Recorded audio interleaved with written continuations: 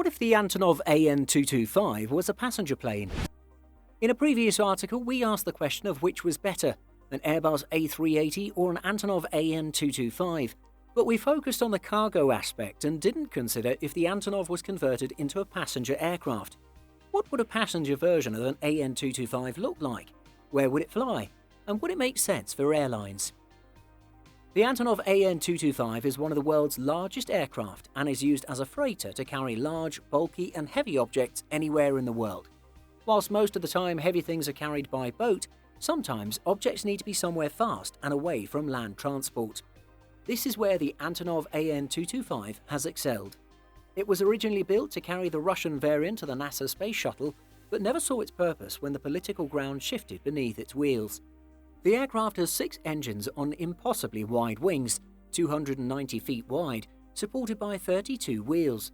So, to say that this aircraft is big is an understatement. While we know that the aircraft is a fantastic cargo carrier, although not for long-haul routes, what would it be like as a passenger transporter? First, we need to figure out how many passengers it could carry. We'll make some assumptions that the aircraft will be twin-decked and configured in a 3-class layout. We'll use the Airbus A380 as a template to make some rough estimations. The Airbus A380 has a 49.9 metre or 163 foot 9 inches long main deck and is 6.5 metres or 21 feet and 4 inches wide. We know that it can fit roughly 5 rows of first-class seats in a 1-2-1 configuration and 32 rows of economy seats in a 3-4-3 configuration. On the upper deck of the A380 aircraft, which is smaller, but we will assume the same size for ease, there are 16 rows of business-class seats in an older 2-2-2 configuration.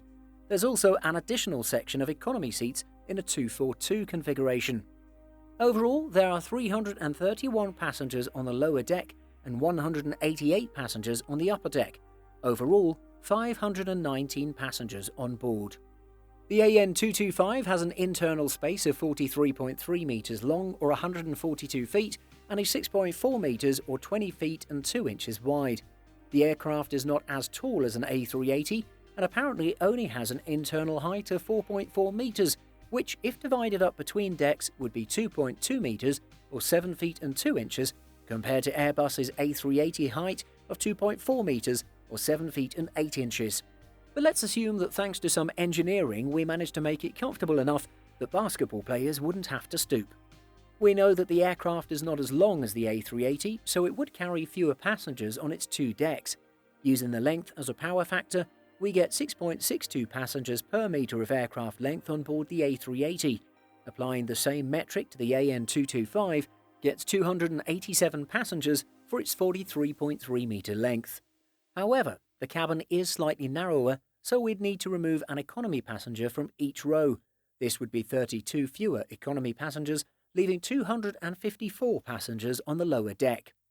On an A380 upper deck, there's 3.76 passengers per metre of length. Combining this metric with the AN-225 leaves us with 163 passengers split between business and the small economy section. The upper deck of the A380 is thinner at 5.8 metres or 19 feet, so likely we'd be able to make the configuration 3-4-3 as opposed to 2-4-2, adding 2 more seats per row. This is an additional 26 seats and brings out an AN-225 upper deck to 188 seats. Overall, the AN-225 would carry 287 on the lower deck and 188 on the upper deck for a number of 475 total passengers in a 3-class configuration. So, we know that the aircraft would carry fewer passengers than an A380, but not by much and in relatively good comfort. But does the special design of this aircraft lend any other advantages? Fully loaded, the A380 beats out the AN-225 every time. However, passengers don't weigh as much as cargo, and it's possible that fully loaded with people, the AN-225 actually beats out the A380. Antonov's AN-225 can fly 4,500 kilometres loaded, or 2,500 nautical miles, with 200 tons. Empty, it can travel an impressive 15,400 kilometres.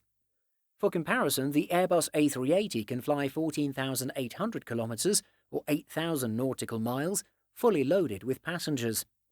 Qantas once flew an A380 almost 17,000 kilometres with no passengers on board.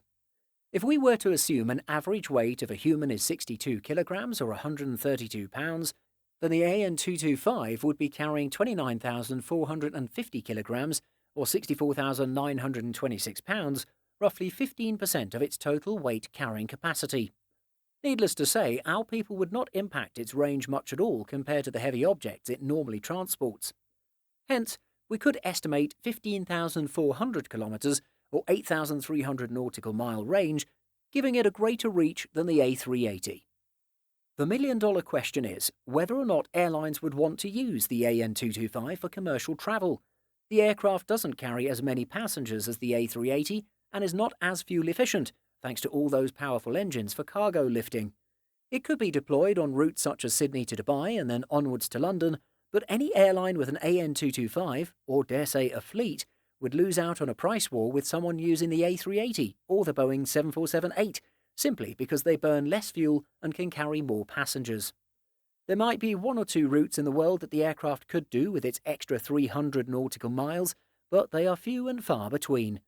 And it would be even worse for shorter routes, with the aircraft fuel burn going through the roof just to take off and land in a short amount of time.